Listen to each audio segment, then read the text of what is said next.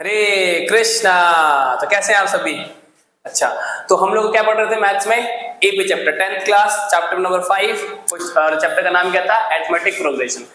तो हम ऑलरेडी सब कुछ कवर कर चुके हैं जो भी इस चैप्टर के अंदर है। अब हमारे पास क्या है, कुछ इंपॉर्टेंट क्वेश्चन, और ये आज वाली जो वीडियो होने वाली है लास्ट फाइनल वीडियो है, तो इसमें मैंने कुछ क्वेश्चन लिए हैं, कुछ जो बहुत मेरे हिसाब से मुझे बहुत इंपॉर्टेंट लगे। लास्ट वीडियो में भी हमने क्वेश्चन लिए थे जो एग्जाम में पूछे गए, और आज भी मैं कुछ क्वेश्चंस लेने वाला हूं जो कि एग्जाम में पूछे गए हैं या पूछे जाने वाले हैं, जो कि बहुत ही प्रोमिनेंट क्वेश्चंस हैं आपके लिए। ठीक है, तो आज मैं कुछ क्वेश्चन लेकर, तो इनमें से जो पहला क्वेश्चन है आपकी बुक का, एनसीईआरटी बुक का ही क्वेश्चन है ये।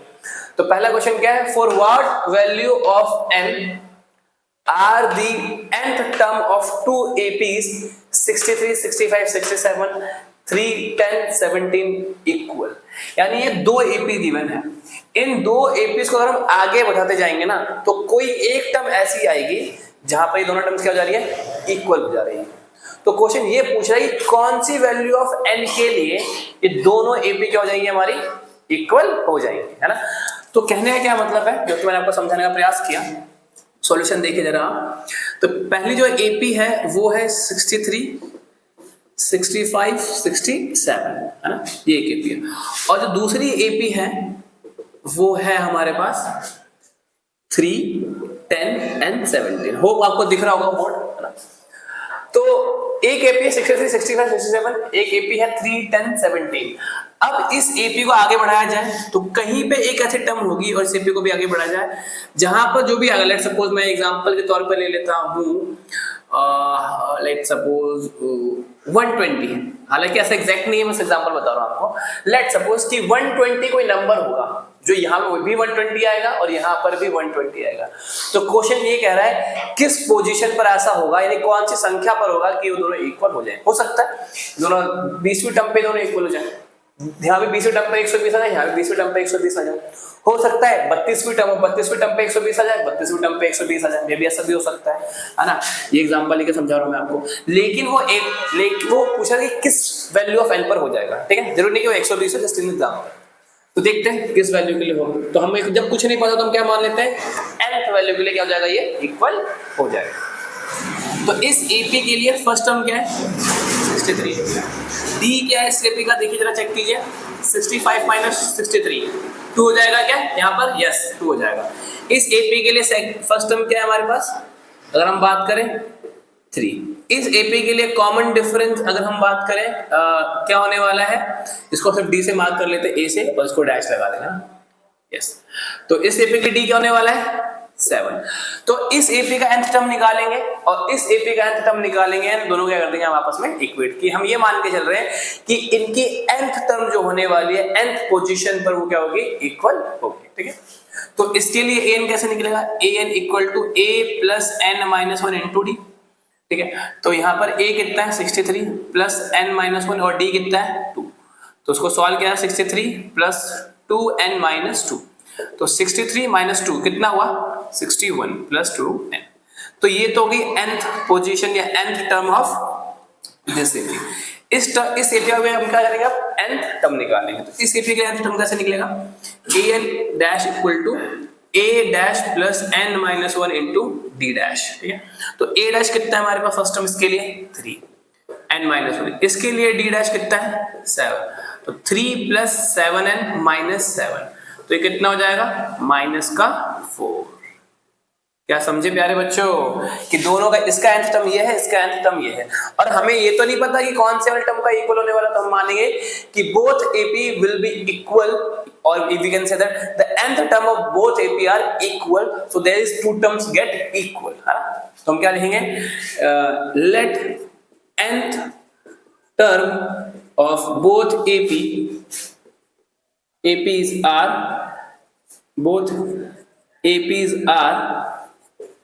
इक्वल। अगर ऐसा होगा तो an इस AP का और इस AP का an टर्म का इक्वल हो जाएगा। तो AP का इसका क्या? 61 प्लस 2n, इसका 7n माइनस 4। तो हम क्या करते हैं? 4 को इधर ले जाते हैं, 61 प्लस 4 7n, और 2 को इधर लेके जाते हैं, तो माइनस का 2n। होप आपको ये आता होगा, है ना, कि 2n को इधर लेके चलो तो नेगेटिव, माइनस 4 इधर था तो इधर आके प्लस 4 हो जाएगा।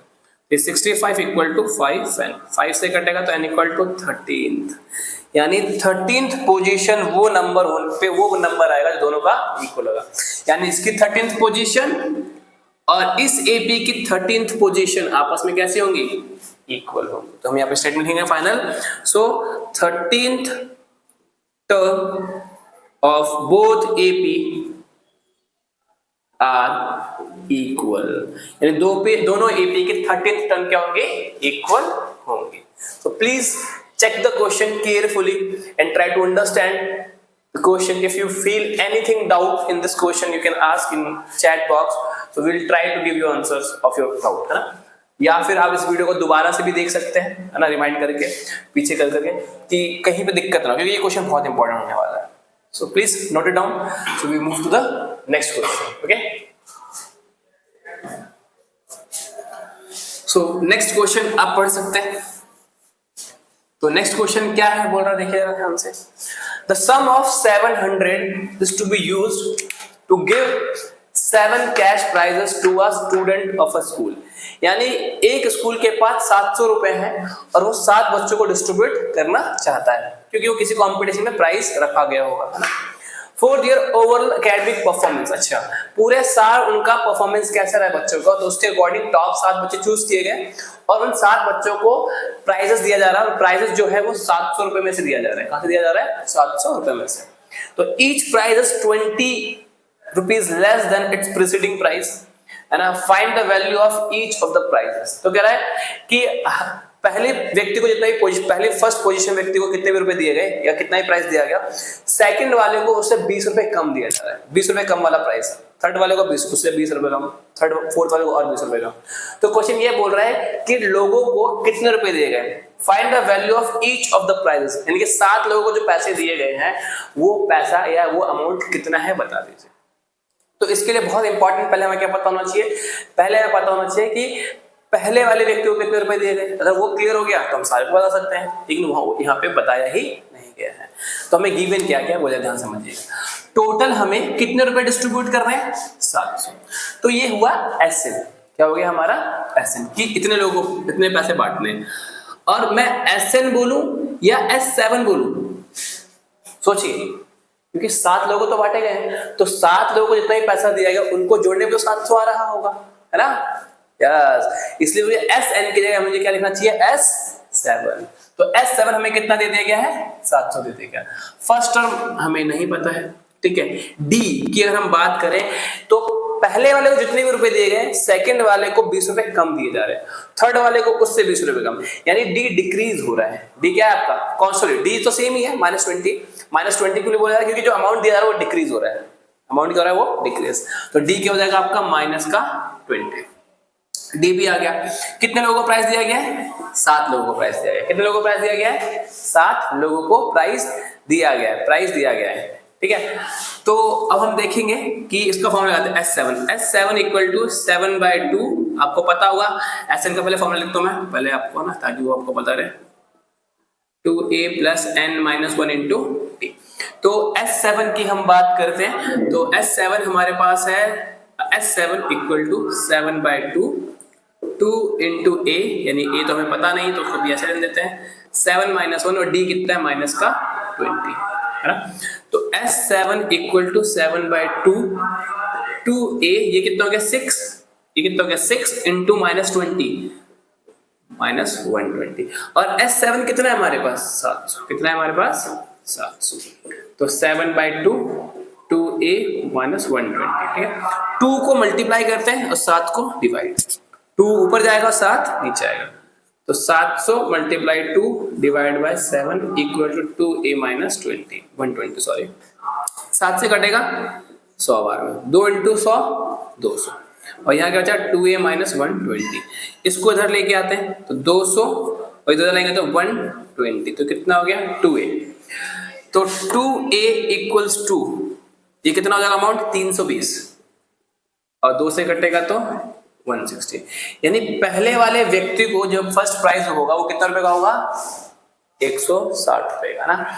यानी पहले वाले को मिलेगा 160, दूसरे वाले को 20 रुपए कम, दूसरे वाले को मिलेगा 140, उसके बाद 120, 100, 80, 60 और 40। 7 लोग हो गए, 1 2 3 4 5 6 7। हाँ, तो इसने इतने रुपए 7 लोगों को डिस्ट्रीब्यूट किए गए होंगे। पहले वाले व्यक्ति को 60 रुपए, दूसरे को 40 रुपए, तीसरे को 120 रुपए, नेक्स्ट को 100 रुपए, नेक्स्ट 80 रुपए, नेक्स्ट 60, नेक्स्ट 40 रुपए दिए गए होंगे। इतने रुपए 7 लोगों को डिस्ट्रीब्यूट किए गए होंगे। ठीक है, तो इसे प्लीज उतारिए फटाफट। फिर हम एक क्वेश्चन और लेते हैं, उसके बाद फिर हम देखेंगे कि क्या करना है। ठीक है, करना क्या मतलब लास्ट वीडियो तो ऑब्वियसली बात है, एक क्वेश्चन और हम आपका लेंगे। ठीक है, प्लीज ओके। तो नेक्स्ट क्वेश्चन है हमारा कि in a potato race a bucket is placed at a starting point. एक बकेट है जो स्टार्टिंग में रखी हुई है, which is 5 metre from the first potato, और जो कि पहला पोटैटो से 5 मीटर दूरी पर रखा हुआ है। And the other potatoes are placed 3 metre apart in a straight line, और बाकी जितने पोटैटोज रखे गए हैं वो 3-3 मीटर की दूरी पर रखे गए। तो है टोटल कितने पोटैटो रखे गए? 10 पोटैटोज। कितने रखे गए? 10 पोटैटोज रखे गए।